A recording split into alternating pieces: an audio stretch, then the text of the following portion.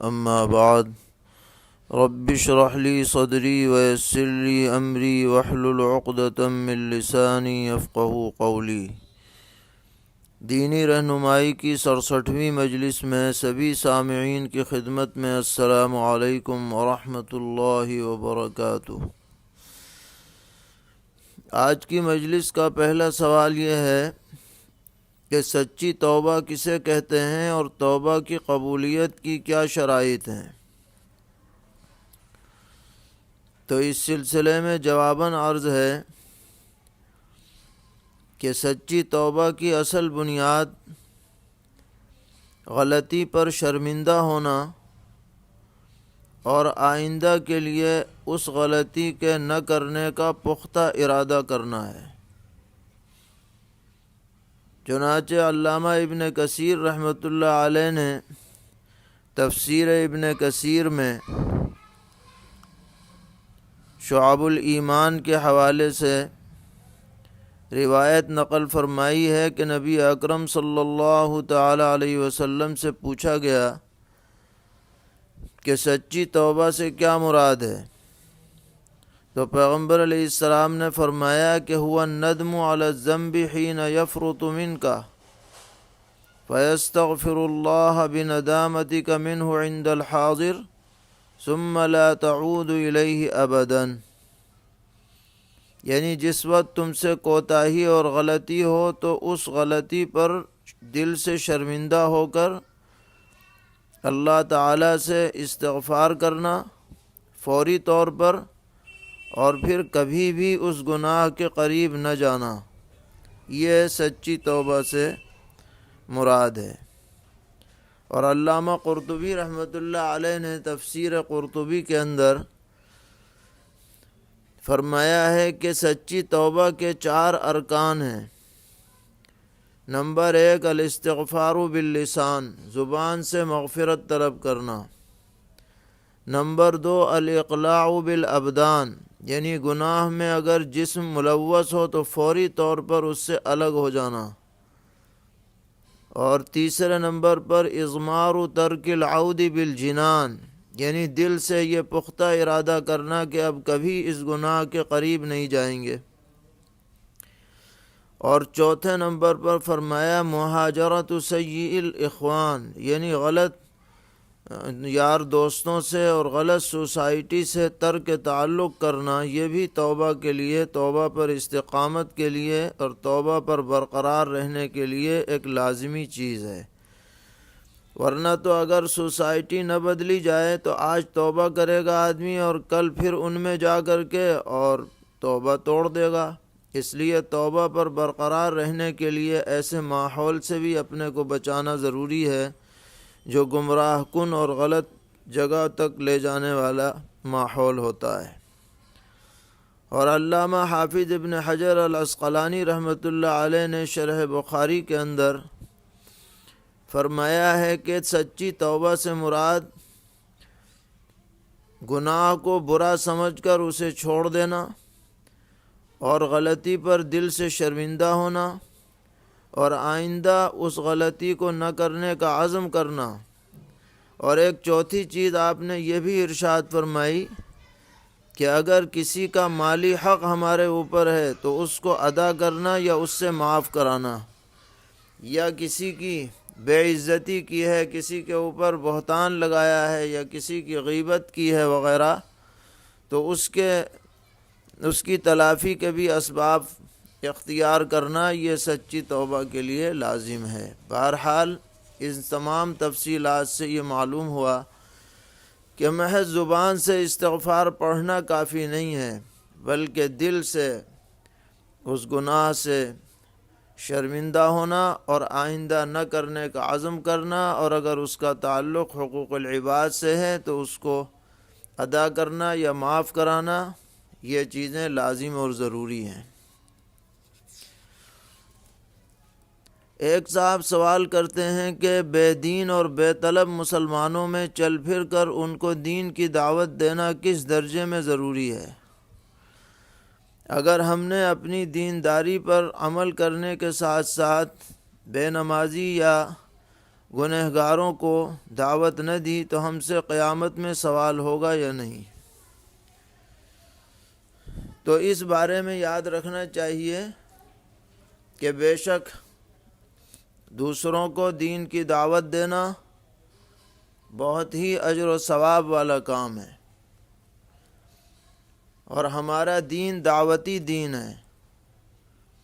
قرآن پاک میں ارشاد فرمایا گیا، کنتم خیر امت اخرجت للناس تأمرون بالمعروف وتنہون عن المنکر، تم بہترین امت ہو اور تمہیں لوگوں کے فائدے کے لیے بھیجا گیا ہے، اور تمہارا کام یہ ہے کہ اچھی باتوں کو پھیلاؤ، برائیوں پر روک ٹوک کرو۔ لیکن اس عمل کی حیثیت کیا ہے شرعی اعتبار سے، تو وہ بھی دوسری آیت میں متعین کر دی گئی ہے، اور وہ دوسری آیت یہ ہے کہ وَلْتَكُن مِّنكُمْ أُمَّةٌ يَدْعُونَ إِلَى الْخَيْرِ، کہ تم میں سے ایک جماعت ایسی ہونی چاہیے جو دعوت الی الخیر کا کام انجام دے۔ اس سے دو باتیں معلوم ہوئیں۔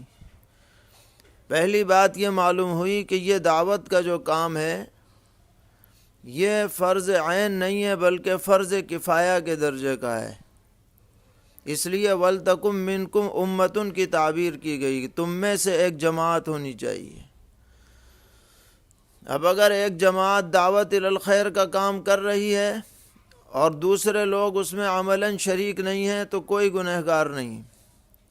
ہاں، جو شریک ہو رہے ہیں وہ اجر و ثواب کے مستحق ہیں، لیکن اگر بالفرض ایسا موقع آ جائے کہ ایک فرد بھی دعوت الی الخیر کا کام نہ کرے، سب کے سب اس فریضے سے غافل ہو جائیں تو سب گنہگار ہوں گے، جو لوگ قدرت کے باوجود اس کام کو انجام نہ دے سکیں۔ دوسری بات یہاں یہ یاد رکھنے کی ہے کہ دعوت الی الخیر جو اس آیت میں فرمایا گیا، اس سے کسی خاص انداز میں، خاص ترتیب کے ساتھ، خاص نظام کے ساتھ دعوت دینا مراد نہیں ہے کہ آج کوئی جماعت کھڑی ہو اور وہ دعوت کا کام کرے تو وہ یہ سمجھے کہ جو ہمارے ساتھ جڑ کر کے کام کرے گا وہ تو دعوت الی الخیر کا کام کرنے والا ہے، اور جو ہمارے ساتھ جڑ کے کام نہ کرے، اپنے طور پر نظام بنائے یا اپنے طور پر ترتیب بنائے، وہ ہمارے اس کام سے خارج ہے۔ تو ایسی بات نہیں ہے، بلکہ یہ مفہوم بہت عام ہے۔ اگر ایک شخص انفرادی طور پر اپنے دائرے اثر میں رہ کر کے دعوت کا کام کرتا ہے، اپنے رشتہ داروں کو سمجھاتا ہے، پڑوسیوں کو سمجھاتا ہے، کسی باقاعدہ دعوتی جماعت سے جڑا ہوا نہیں ہے، تو وہ بھی داعی ہے اپنے اعتبار سے۔ ایک شخص دارالافتاء میں بیٹھ کر کے لوگوں کو مسئلے بتاتا ہے، دین کی باتیں سمجھاتا ہے، حلال حرام کے بارے میں بتاتا ہے، وہ بھی دعوت الی الخیر کا کام کر رہا ہے۔ ایک آدمی مدرسے میں بیٹھ کر طلباء کو دین پڑھا رہا ہے، وہ بھی دعوت الی الخیر کے اہم ترین شعبے کو زندہ کر رہا ہے۔ ان چیزوں کو دعوت سے خارج نہ سمجھا جائے، یہ ساری چیزیں مجموعی طور پر دعوت الی الخیر میں داخل اور شامل ہیں۔ تو بہرحال یہ سارے کام جو دعوتی انداز میں ہو رہے ہیں دین کے لیے ضروری اور لازم ہیں، لیکن اصطلاحی اعتبار سے یہ فرض کفایہ کے درجے کی چیز ہے، فرض عین کے درجے کے چیز نہیں ہے، یعنی امت سے سوال ہوگا، فرد سے سوال نہیں۔ اسی ضمن میں ایک اور سوال کیا ہے کہ کیا مسلمانوں سے یا ان کے علماء اور دین کی دعوت کا کام کرنے والوں سے دیگر مذاہب سے تعلق رکھنے والے برادران وطن کے متعلق قیامت میں کچھ سوال ہوگا کہ ان کو اسلام کی دعوت کیوں نہیں دی؟ تو اس سلسلے میں عرض ہے کہ اسلام کی حجت تام ہو چکی ہے، اسلام کا تعارف چپے چپے تک پہنچ چکا ہے۔ آج کی تاریخ میں اگر کوئی اسلام کو سمجھنا چاہے اس کے لیے جا بجا مواقع موجود ہیں، اس لیے اس درجے میں جیسا کہ ابتدائے اسلام میں اس کی حیثیت تھی اس درجے میں تو نہیں ہے، لیکن پھر بھی اپنی جگہ پر یہ کام انتہائی اہمیت کا حامل ہے۔ اور کچھ افراد ایسے ضرور ہونے چاہیے جو مصلحت کو پیش نظر رکھ کر، موجودہ ماحول کو پیش نظر رکھ کر، پوری حکمت عملی اور حسن تدبیر کے ساتھ برادران وطن کے سامنے اسلام کی بہترین تصویر پیش کریں، جو اسلام کے محاسن ہیں ان کو اجاگر کریں، قولاً بھی اور عملاً بھی۔ اگر اس طریقہ کا کام ہوتا رہے گا تو یہ بھی ایک طرح سے فرض کفایہ ادا کرنے کی ایک شکل ہوگی، اور ایسا نظام حسن تدبیر کے ساتھ، تحفظات کے ساتھ ہر معاشرے میں قائم رہنا چاہیے اور بہتر ہے، اور اس کی تائید اور اس کا تعاون ہونا چاہیے۔ لیکن یہ جس طرح کا ماحول آج کل ہمارے ملک میں بنا ہوا ہے، اس میں احتیاط کا پہلو پیش نظر رکھنا ضروری ہے۔ ایسی تدبیریں اپنائی جائیں کہ کام بھی ہو جائے اور کوئی نقصان بھی، اس کا رد عمل بھی سامنے نہ آئے۔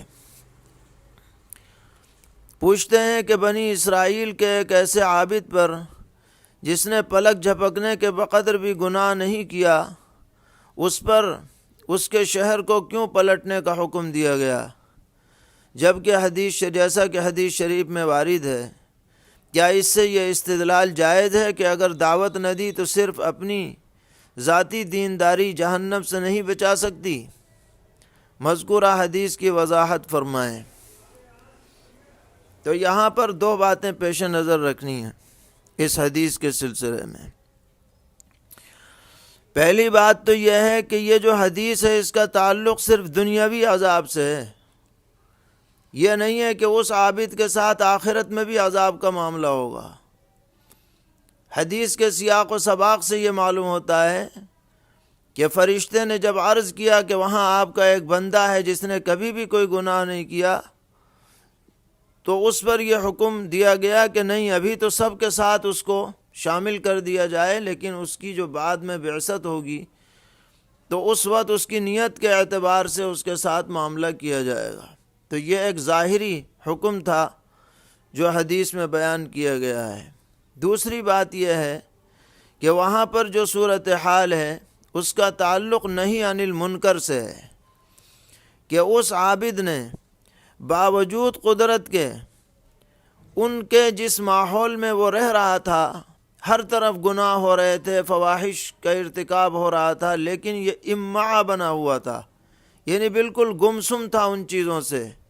اس نے ان پر ناگواری ظاہر نہیں کی، اس نے ان کو سمجھایا نہیں، اس نے ان کے اوپر اپنا رد عمل نہیں دیا، تو یہ ایک کوتاہی ہے۔ اس کوتاہی کی بنیاد پر اس کی باز پرس ہو سکتی ہے۔ اور آج بھی اگر کوئی شخص ایسے ماحول میں رہے جو گناہوں کا ماحول ہو، غلطیوں کا ماحول ہو، اور وہ پھر بھی ان میں گھل مل کر کے رہتا رہے اور ایک مرتبہ بھی اپنی ناگواری ظاہر نہ کرے، تو ظاہر ہے کہ وہ مستحق عذاب ہوگا۔ سرور عالم حضرت محمد مصطفیٰ صلی اللہ تعالی علیہ وسلم نے ارشاد فرمایا کہ جو آدمی کسی جگہ پر موجود ہو اور وہ منکر پر نکیر کرنے پر قادر ہو، پھر بھی وہ نکیر نہ کرے، تو جب عذاب آئے گا عمومی طور پر تو وہ بھی اس سے بچ نہیں پائے گا۔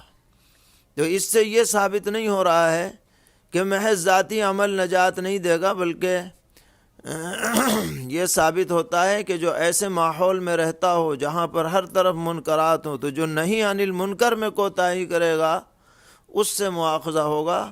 حدیث سے یہ بات معلوم ہو رہی ہے۔ پوچھتے ہیں کہ کیا نبی اکرم صلی اللہ تعالی علیہ وسلم کی وفات کے بعد سے قیامت تک آنے والی تمام انسانیت حضور اکرم صلی اللہ تعالی علیہ وسلم کی امت میں داخل ہے، خواہ وہ کسی بھی مذہب اور فرقے سے تعلق رکھنے والے ہوں؟ جواب یہ ہے کہ امت کی دو قسمیں ہیں۔ ایک امت اجابت ہے۔ امت اجابت سے مراد جن لوگوں نے پیغمبر علیہ السلام کو تسلیم کیا اور آپ پر ایمان لائے اور آپ کی شریعت کو مانا، قیامت تک جو لوگ بھی ایسے آئیں گے وہ سب امت اجابت میں داخل ہیں اور اس کے مصداق اہل ایمان ہیں۔ اور دوسرا مطلب امت کا امت دعوت ہے، یعنی جن کی طرف آپ کو نبی بنا کر بھیجا گیا، اس میں سب لوگ شامل ہیں، اہل ایمان بھی اور کفار بھی۔ اور مطلب یہ ہے کہ اب قیامت تک کسی بھی نبی کی اطاعت اور اس پر ایمان نجات نہیں دلا سکتا سوائے پیغمبر علیہ الصلاۃ والسلام پر ایمان لانے کے۔ لہذا آج کی تاریخ میں اگر کوئی یہودی ہے، کوئی عیسائی ہے، کوئی پہلے نبی کو ماننے والا ہے اور وہ یہ کہے کہ میں تو اللہ کے سچے پیغمبر کو مانتا ہوں، میری نجات ہو جائے گی، ایسا نہیں ہے۔ اب نجات اگر ہوگی تو صرف پیغمبر علیہ السلام کی اطاعت اور آپ پر ایمان لانے سے ہوگی، اس کے بغیر ہونے والی نہیں ہے۔ یہی امت دعوت ہونے کا مطلب ہے۔ پوچھتے ہیں کہ ایک کتاب میں ہم نے دیکھا اور ایک خطیب صاحب نے بیان بھی کیا ہے کہ جب قیامت کے قریب مغرب کی جانب سے سورج نکلے گا تو توبہ کا دروازہ بند ہو جائے گا۔ اس سے مراد اجتماعی توبہ کا دروازہ بند ہونا ہے، لیکن انفرادی طور پر نزع کی حالت طاری ہونے تک توبہ جاری رہے گی۔ تو اس بیان کی کیا حیثیت ہے؟ تو یہ جو بات کہی گئی ہے یہ اس تفصیل کے ساتھ درست نہیں ہے۔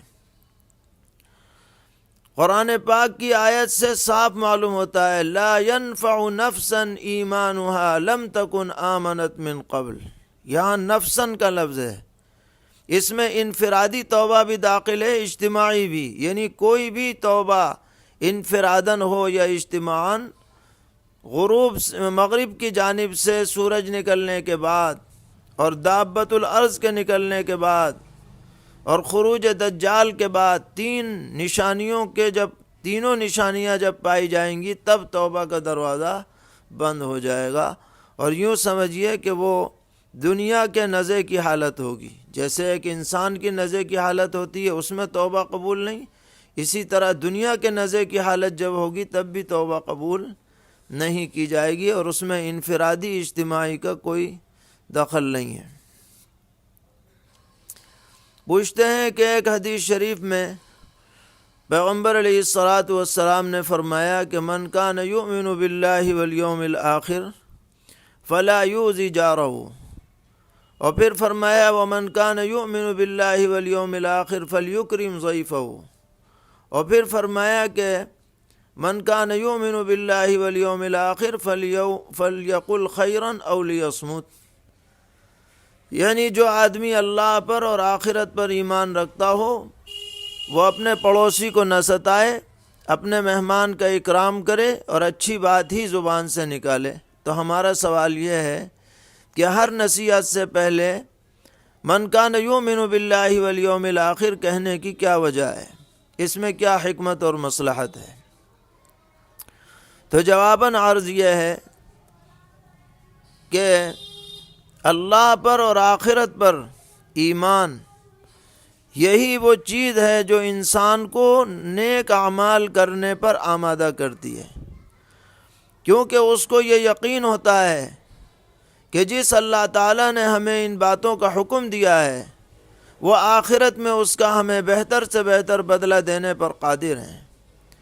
اس یقین کے بغیر کسی بھی عمل خیر کو کرنے پر آدمی پوری طرح ذوق و شوق اپنے اندر پیدا نہیں کر سکتا ہے۔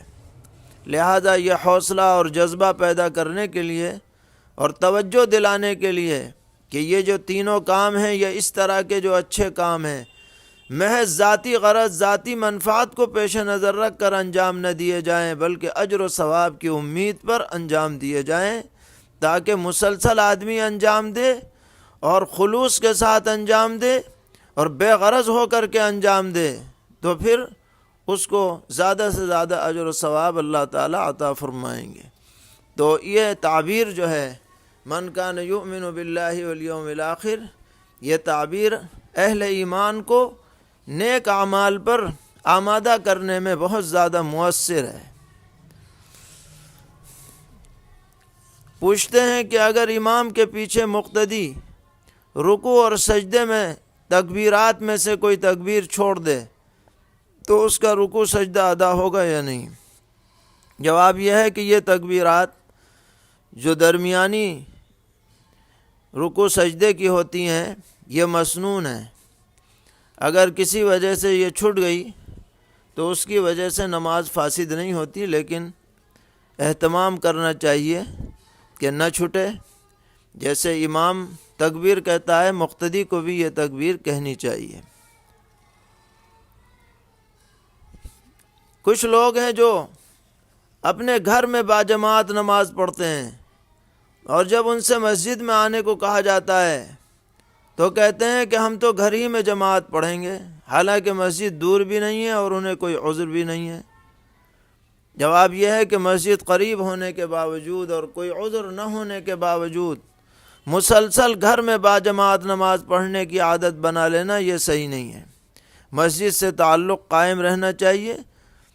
ہاں، اگر کوئی عذر کی بات ہو، آنے جانے میں پریشانی ہو یا کوئی بیماری ہو تو بات الگ ہے۔ پوچھتے ہیں ایک نو مسلم شخص نے نفلی روزہ رکھا لیکن دن کے اندر روزے کی حالت میں بیوی کے ساتھ ملاقات کر لی۔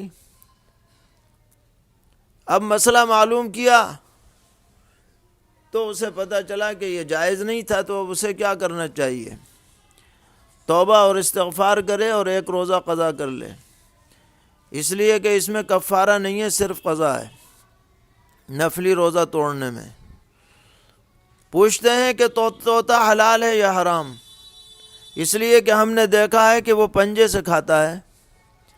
جواب یہ ہے کہ طوطا حلال جانور ہے، اور یہ پنجے سے کھاتا تو ہے لیکن شکار نہیں کرتا، اور شکار کرنے والے جانور ہی حرام قرار دیے گئے ہیں، جیسے چیل وغیرہ، لیکن کوا اس میں شامل نہیں ہے۔ سوال کرتے ہیں کہ شادی کارڈ میں بسم اللہ لکھنا یا نکاح من سنتی وغیرہ لکھوانا کیسا ہے؟ جائز ہے، لیکن جن لوگوں کے پاس یہ کارڈ جائے انہیں چاہیے کہ وہ اس کا احترام کریں، ادھر ادھر نہ پھینکیں اللہ کے نام کی۔ تو کیا میں ان پیسوں کو انکم ٹیکس میں کٹوا سکتا ہوں؟ جی ہاں، اگر سرکاری بینک کا سود ہے تو انکم ٹیکس میں کٹوانے میں حرج نہیں ہے۔ یہ بھی ایک طرح سے سرکار سے لیا ہوا مال اسی کو واپس کرنے کی شکل ہے۔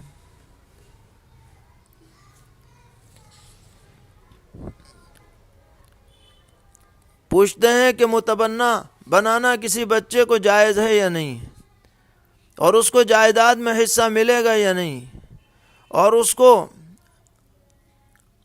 اپنے سگے بیٹے کے درجے میں رکھا جا سکتا ہے یا نہیں؟ جواب یہ ہے کہ اسلامی شریعت میں اگر کسی ضرورت یا مصلحت یا صلہ رحمی کی وجہ سے کسی کے چھوٹے بچے کو آدمی گود لے لے تو اگرچہ یہ فی نفسی ہی جائز ہے، آپ پرورش کر سکتے ہیں بچے کی یا بچی کی، لیکن یاد رکھنا چاہیے کہ اس گود لینے کی وجہ سے وہ بچہ یا بچی آپ کی حقیقی بچے یا بچے کے درجے میں نہیں آئے گی، اور نہ اسے آپ اپنے سگی اولاد کے درجے میں رکھ سکتے ہیں، نہ اپنا نام اس کے باپ کی جگہ پر لکھوا سکتے ہیں، بلکہ جو اس کے حقیقی والدین ہیں وہ بچہ یا بچی انہی کی طرف منسوب ہوگا، اور اگر بچی ہے اور وہ نامحرم ہے تو اس پر وہی سب احکامات پردے وغیرہ کے جاری ہوں گے جو نامحرم کے ساتھ ہوتے ہیں۔ اسی طرح جو آپ نے گود لیا ہے بچہ، یہ آپ کی وراثت میں حقدار نہیں ہے، جائیداد میں حصے دار نہیں ہے۔ اگر آپ چاہیں تو کچھ ہبہ اسے کر سکتے ہیں یا تہائی کے اندر وصیت بھی کرنے کی گنجائش ہے، لیکن باقاعدہ وراثت میں وہ حقدار نہیں ہے۔ کسی اچھے عالم سے مسائل پوچھ کر کے اس کے مطابق عمل کرنا چاہیے۔ ایک صاحب پوچھتے ہیں کہ ہمارے ہاں مارکیٹ میں سب کو معلوم ہے کہ دودھ میں پانی ملا کر بیچا جاتا ہے، اب اگر کوئی شخص اس بات کی وضاحت کیے بغیر دودھ میں پانی ملا ہوا ہے یا نہیں، اگر دودھ کا کاروبار کرے تو وہ درست ہے یا نہیں۔ عرفی اعتبار سے کاروبار درست ہے، لیکن یہ کہہ کر نہ بیچے کہ میں خالص دودھ بیچ رہا ہوں۔ اسی طرح اگر کوئی صراحتاً اس سے معلوم کرے کہ اس میں پانی ملا ہوا ہے یا نہیں تو اسے بتا دے کہ کیسا دودھ ہے، کہاں سے آیا ہے، کس درجے کا ہے، اس کو چھپانا نہیں چاہیے۔ پوچھتے ہیں کہ جے جوان اور جے کسان بولنا کیسا ہے؟ تو جواب یہ ہے کہ ہندی میں جے کے معنی زندہ باد کے آتے ہیں، تو جیسے کسان زندہ باد، جوان زندہ باد کہہ سکتے ہیں، اسی طرح جے جوان جے کسان بھی کہہ سکتے ہیں، اسی معنی کو ملحوظ رکھتے ہوئے۔ اور کوئی معنی لیا جائے تو وہ ظاہر کریں، تب پتہ چلے گا۔ پوچھتے ہیں کہ ایک شخص نے اپنی کل جائیداد اپنے 4 لڑکوں اور لڑکیوں میں برابر اپنی حیات میں تقسیم کر دی اور 6 لاکھ روپیہ اور 10 تولہ سونا بچا کر رکھ لیا، اور یہ کہا کہ میرے مرنے کے بعد یہ مسجد میں اور غریبوں کی شادیوں میں خرچ کر دینا۔ اب اس شخص کا انتقال ہو گیا ہے تو اس زیور اور نقد کا کیا کریں؟ جواب یہ ہے کہ اگر اس کے سب وارثین بالغ ہیں اور سب اس کی وصیت پر عمل کرنے پر راضی ہیں تو جہاں اس نے خرچ کرنے کو کہا ہے وہ سب پیسہ اور زیور فروخت کر کے وہ اس میں لگا دیے جائے۔ لیکن اگر وارثین راضی نہیں ہیں تو اس کی وصیت صرف 1/3 میں نافذ ہوگی، بقیہ جو مال بچے گا وہ حسب حصت شریعہ وارثین میں تقسیم ہوگا، لڑکوں کو دوہرا، لڑکی کو 1/2 ملے گا۔ اللہ تعالی ہم سب کو دین پر استقامت عطا فرمائے اور ہر طرح کے شرور سے محفوظ فرمائے، ہماری نسلوں میں دین و ایمان کی بقا کے فیصلے فرمائے۔ وآخر دعوانا ان الحمد للہ رب العالمین۔